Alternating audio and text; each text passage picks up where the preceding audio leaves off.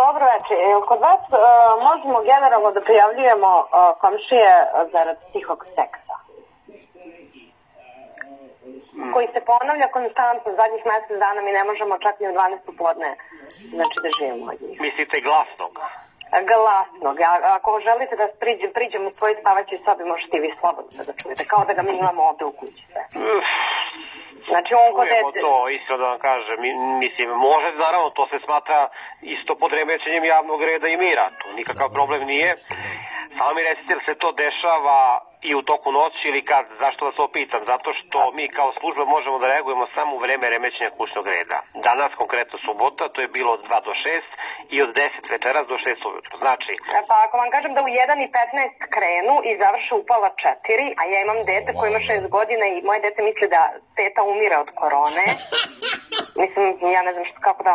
Mislite noću? Noću od 1:15, evo sad, pa je bude tu u 2 popodne.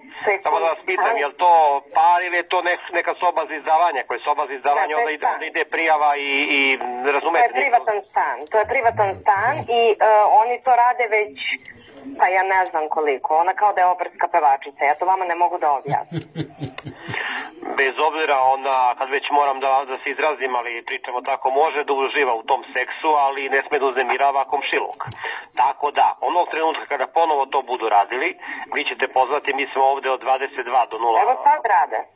Ali sad ne možemo da pošaljemo patrolu, jer ne možemo da postupamo po remećenju kućnog reda pre 10. U tome je pojem. Znači, u kom vremenskom perivodu vas se zadovoljiti?